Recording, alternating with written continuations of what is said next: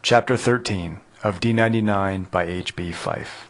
This LibriVox recording is in public domain. Time had dragged its slow way past 6:30. The excuse of a flying start on the Harris case had worn thin to the point of delicacy, to all but one man. The rest of them hoped sincerely that he was keeping himself interested.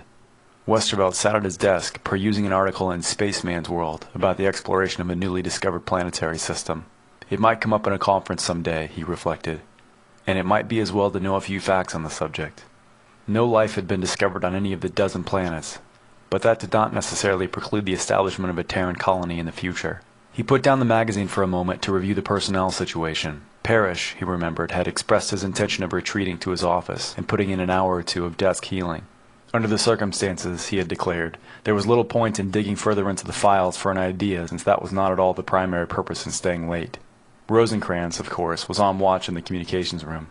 Smith wandered in and out. Simonetta had taken a portable taper down to Leidman's office to help organize a preliminary report the chief had requested from him.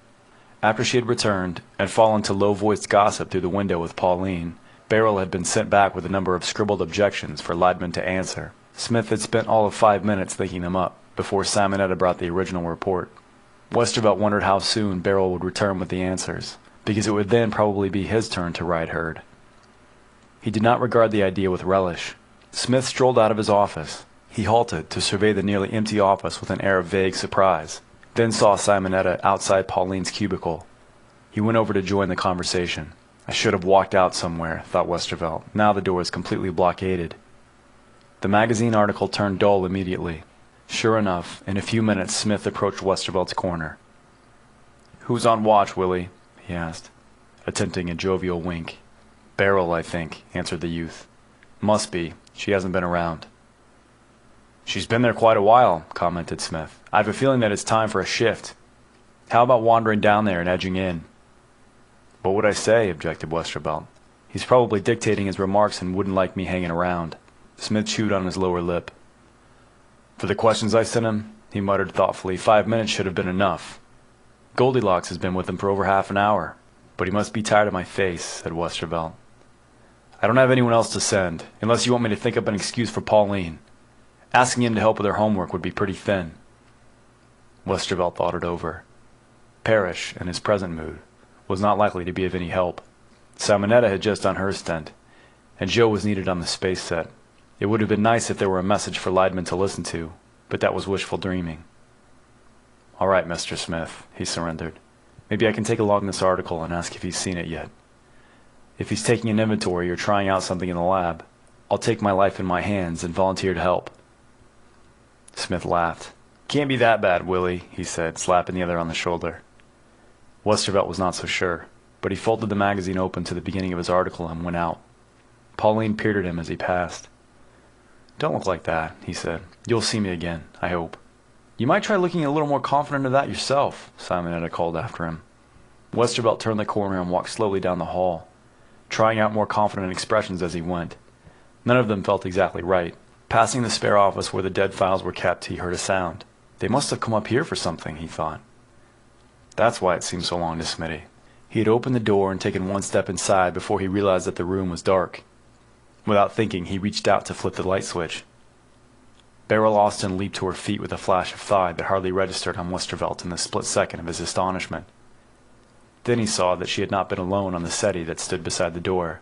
Parrish rose beside her. The suddenness of their movements and the ferocity of their combined stares had the impact of a stunning blow upon Westervelt. The implications of the blonde's slightly disheveled appearance, however, were obvious. He could not, for a moment, think at all. Then he began to have a feeling that he ought to say something to cover his escape. Beneath that, somewhere, surged the conviction that he had nothing to apologize for. In the face of such hostility and tension, it called for a lot of courage. "You little sneak," spat Beryl. Westervelt noted with a certain detachment that her voice had turned shrill. Not knowing of anything else to do, he stared as she tugged her dress into place. This seemed to outrage her more than anything he could have said. He also saw the gleam of Parrish's teeth, and the grimace was not even remotely a smile.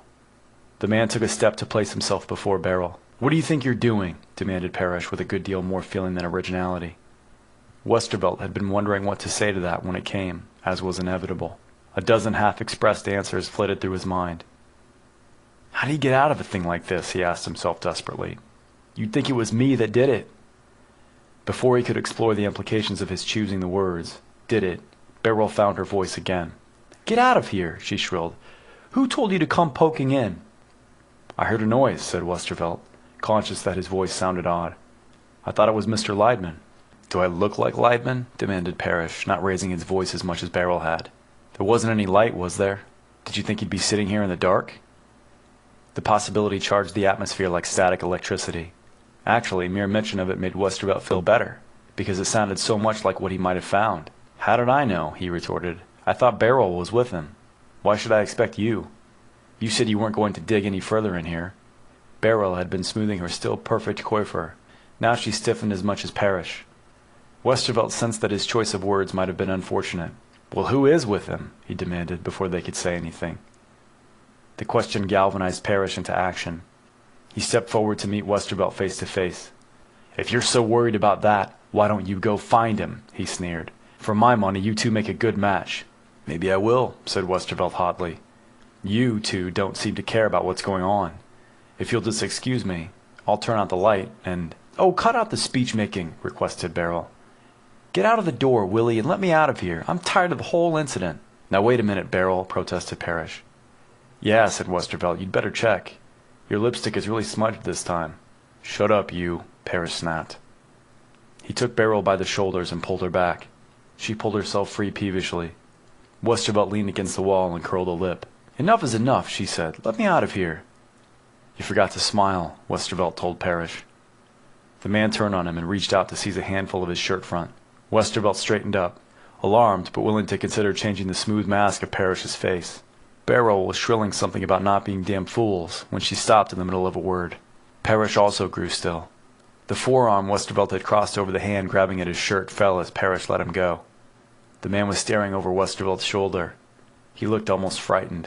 Westervelt looked around, and a thrill shot through him, like the shock of diving into icy water. Leidman was standing there, staring through him. When he looked again, as he shrank instinctively away from the doorway, he realized that the ex-spacer was staring through all of them. After a moment, he seemed to focus on Beryl. They'll let you out, I think, he said in his quiet voice. Parrish stepped back nervously, and Westervelt edged further inside the doorway to make room. Beryl did not seem to have heard. She gaped, hypnotized by the beautiful eyes set in the strong, tanned face. Leidman put the palm of one hand against Westervelt's chest and shoved slowly. It was as well that the file cabinet behind the youth was nearly empty, because it slid a foot along the floor as his back flattened against it. Leidman reached out his other hand and took Beryl gently by the elbow. She stepped forward, turning her head from side to side as if to seek reassurance from either Parrish or Westervelt, but without completely meeting their eyes. Leidman led her into the hall and released her elbow. She started uncertainly up the corridor toward the main office. Leidman fell in a pace or two behind her.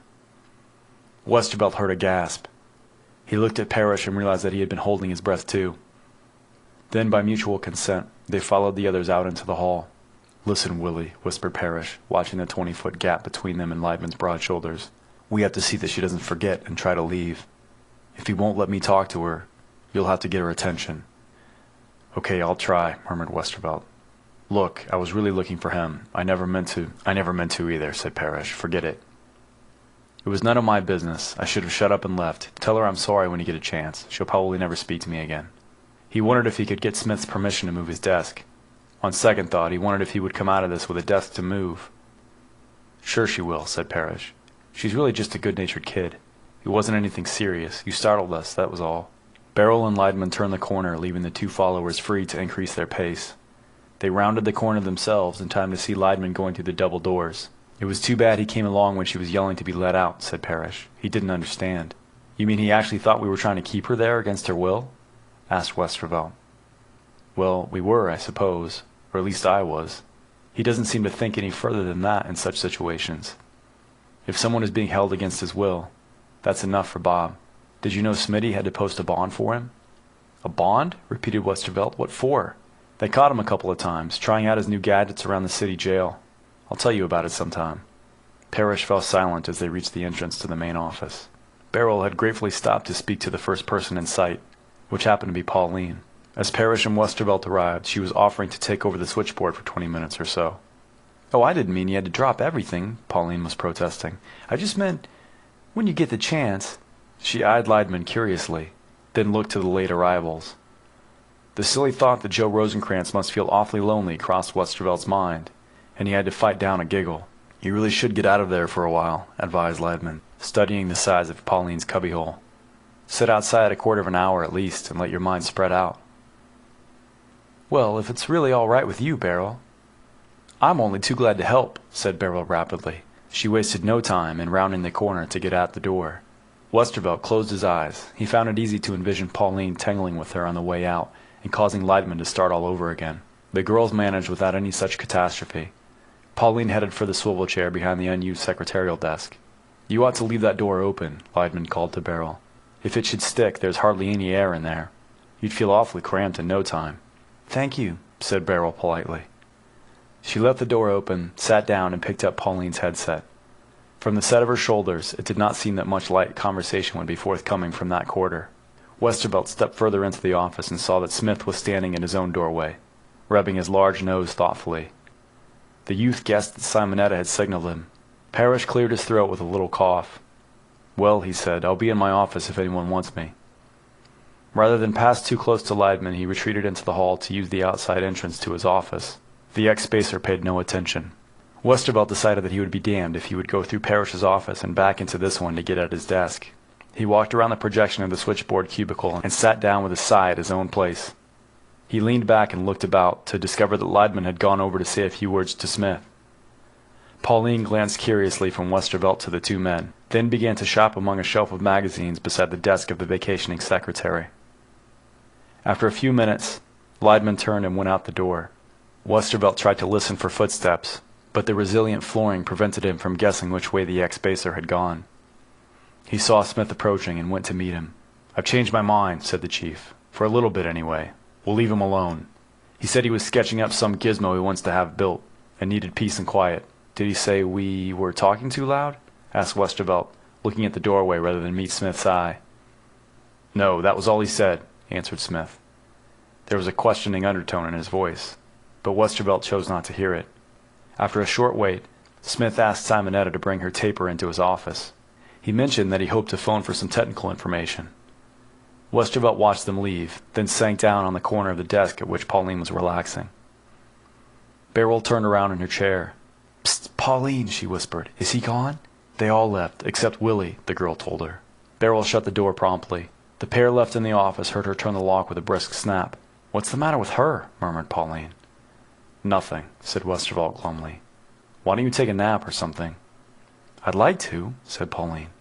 It's going on 7 o'clock, and who knows when we'll get out of here. Shut up, said Westervelt. I mean, don't bring us bad luck by talking about it. Take a nap and let me think. All you big thinkers, jeered Pauline. What I'd really like to do is go down to the ladies' room and take a shower. But you always kid me about Mr. Parrish maybe coming in with fresh towels for the machine. I lied to you, Pauline, said Westervelt. The charwoman brings them. Well, I could always hope, giggled Pauline. Not tonight, said Westervelt. Believe me, kid, you're safer than you'll ever be. End of chapter 13.